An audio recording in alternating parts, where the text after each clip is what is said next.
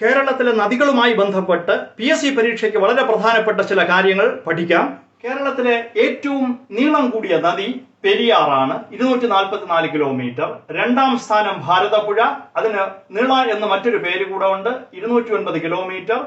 മൂന്നാം സ്ഥാനം പമ്പയ്ക്കാണ്, 176 കിലോമീറ്റർ. നാലാം സ്ഥാനം ചാലിയാറിനാണ്, 169 കിലോമീറ്റർ.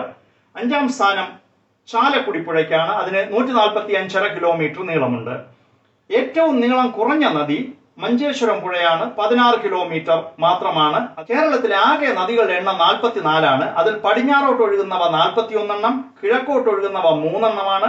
അവയുടെ പേര് വളരെ പ്രധാനമാണ്: കബനി, ഭവാനി, പമ്പാർ. കേരളത്തിൽ മലിനീകരണം ഏറ്റവും കൂടിയ നദി ചാലിയാറാണ്.